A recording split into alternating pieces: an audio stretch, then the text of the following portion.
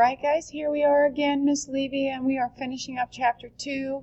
So just to recap a couple things from the last video about the population pyramids and demographic transition model. So the stage in the demographic transition model and the demographic features on that demographic transition model, those being crude birth rate, crude death rate, and natural increase rate. So again, the demographic features on the demographic transition model are the crude birth rate, crude death rate, and the natural increase rate. And the crude birth rate, crude death rate, and natural increase rate, this is what is represented. This is how we get to a population pyramid. The crude birth rate, this is represented at the bottom of the pyramid. And again, this is how the pyramid gets its shape. So how do we know what the pyramid's going to look like? We first see what in like a stage, whatever stage it is, like this one's stage 4. Stage 4, the crude birth rates are very low. So when we look at a crude birth rate that's very low, we know that the shape of the pyramid is the bottom's going to be small, like this one. So again, this is how the pyramid translates to the demographic transition model via the demographic features of crude birth rate, crude death rate, and natural increase rate. So we see the crude birth rates, they are that give us the shape of the pyramid at the bottom. The crude death rates, natural increase rates, life expectancy are all reflected in the rest of the shape of the pyramid. So for example, this pyramid, you get a fatter middle here, an expanded middle and an expanded top. Because you have that higher life expectancy, lower crude death rates gives you a bigger population of people who are living longer. Remember the cohort group and the age distribution. You have each layer represents 5 layers. This is a snapshot of that country's population in that year. So for example, this is this is Austria. And so this would be the percentage of the population who are 0 to 5 years old. Males on the left, females on the right. This is the percentage of the population who are 5 to 10 years old. Male, female. Population that are 10 to 15 years old. Male, female. 15 to 20, 20 to 25, 25 to 30, and so on as you get up here to the older population. So depending upon what the population of the area is, the country or the town, will determine what that population pyramid looks like. So again, based on the crude birth rates and then the crude death rates and life expectancy of that. That's what determines a population pyramid. So let's go back and remember we finished talking about the positive and negative the impacts on a country's economy of the stage 2 and stage 4 population structures. Here was our stage 4 structure. These are our positive and negative impacts on the economy of the stage 2 population structure with that fat base, with that high crude birth rate and that expanding middle, a little bit wider middle because you have that declining crude death rate, which leads to that explosive population growth. Then we talked in the last video about the benefits and the positive and negative impacts on a country's economy of the stage 4 population structure, meaning the low crude birth rate, low crude death rate, low natural increase rate, that high life expectancy. Let's talk about whenever we look at a stage 4 country in MDC, we know the average age of that population that is increasing. Sorry about the typo here, that is. The population is increasing. Why is that population increasing? One, there are only 3 reasons why you would see the average age. That means the age of the society is increasing. The average age, that means you have more older people than young people. Why do you have more older people than young people in the society? One would be because of reduced fertility, meaning that you have a lower total fertility rate, lower crude birth rate. That'll give you less young people. Also because you have an increased life expectancy, that gives you more older people. So these two combined, less young people, more old people, increases the average age of the society. You might also have less young people because those young people are migrating out of the country. So let's talk about why we see this low total fertility rate, low crude birth rate, the low fertility in general, less kids. This is really less young people. And this is because women have more education, so therefore more women are working, therefore they're delaying the start of the family, which just leads to less children. There's also because as they become more wealthy and more developed and more urbanized, children become more economic liabilities because they don't work. Like young people in stage 2 countries, a lot of times they'll have more children because they need more workers on the farm. Well, when you're living in the city, children are liabilities, meaning they cost money. A liability costs. An asset brings money, and a liability costs money. Therefore, they have less children. That way they can keep the costs under control. Next, there's going to be access to more family planning, more birth control. When you actively prevent that pregnancy, that will lead to less total fertility, less birth rates, therefore less kids. Also, more people live in cities. Less space just means they have less kids.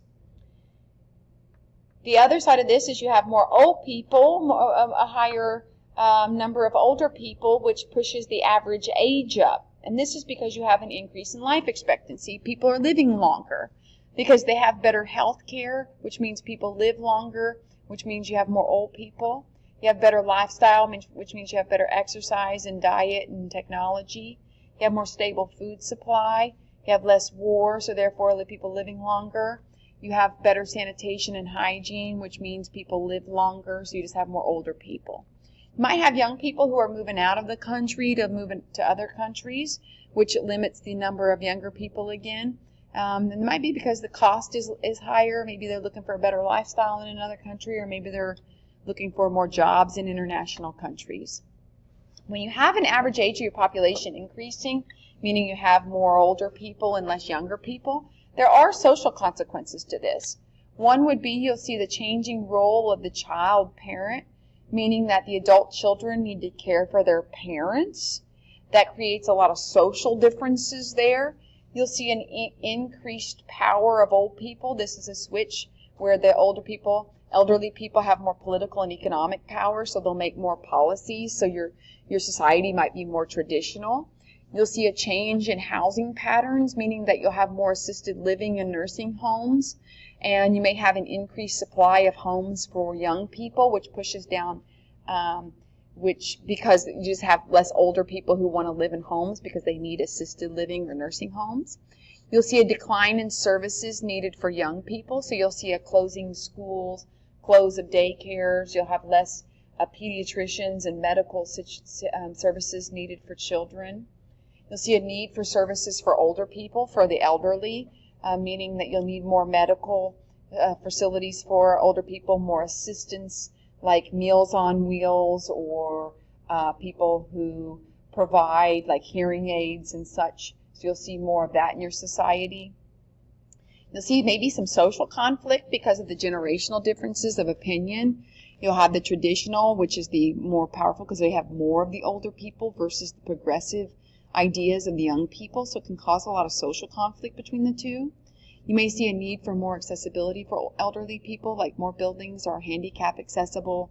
You'll see louder speakers, larger font, and also you'll see, as we talked about in our readings about the dilemmas about negative population, you may see pro-natalist, which means pro-baby policies, because you need to sustain the population. Those are social consequences. You'll see economic consequences as well, like a higher cost because of government programs and less taxes. So they have to provide more for Medicare, which is health care for old people, housing for older people, and Social Security pensions to help older people with money to pay for things. Increased economic pressure on the labor force. So the people who do work have to provide for more older dependents, higher dependency ratio. So less people who are working and paying taxes. So you may have to pay more taxes to provide for these services, for the government to provide for these services. You may see a future labor supply problem, so a shortage of workers. They may have to hire elderly people or seek immigration or access automation like machines, robots, or have lower economic value like They may see their economy shrink. Therefore, they'll have less money in their economy. You may see changes in employment opportunities, more jobs for elderly people, but less for youth-based jobs. So just less of the economic elements there. Like if they don't have the skills or the schooling to provide nursing care or elderly care or physical therapy for older people, like teachers and such, maybe they're going to be out of jobs, so they won't have money. You might see economic pressure on adult children, like the children of the older people.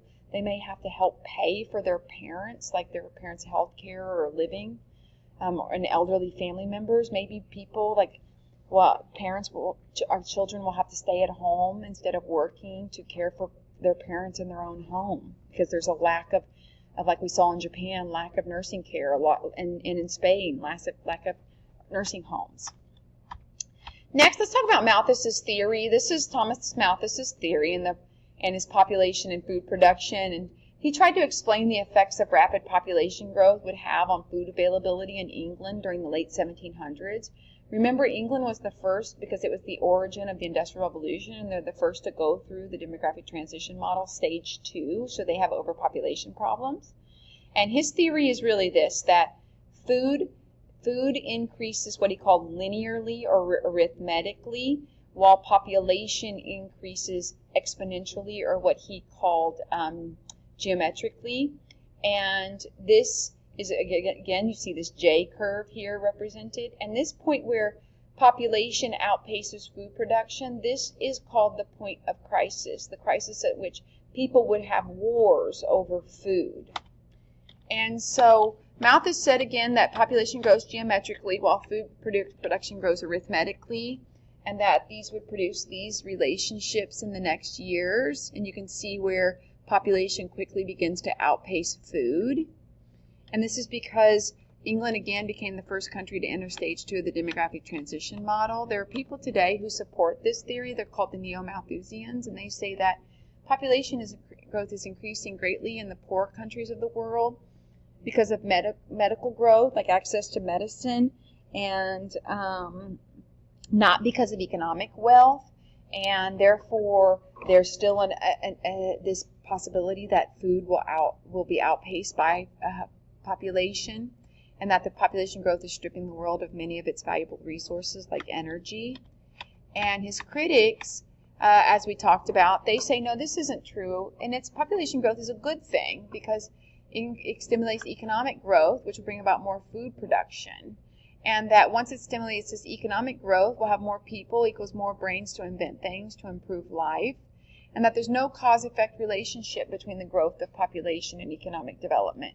And that there will be improvements in technology and agriculture production, specifically genetically modified high-yield seeds that would lead to more food, and that the introduction of family planning methods and the changes in the wealth and development would lead to lower population growth, as that these would then lead countries to progress through the stages out of 2 and into stage 3 and 4 of the demographic transition model. And so in reality, what ended up happening was food supplies like wheat and rice, staple grains, they did quickly, because of this genetically modified food supply and the agriculture, green revolution, and the introduction of the family planning, that food produced and then population didn't grow at the rates that his supporters, the people, believed that they would. All right, this concludes our review of the please, the last thing you need to do is go into your notes in the epidemiological transition model, and I want you to review the stages. So there are 5 stages in that epidemiological transition model. These are the stages that the society went through in terms of disease over times of modern civilization. I want you to know the diseases in stage 1, stage 2, stage 3, stage 4, and stage 5. So please seek that information out. That's the final part of our review.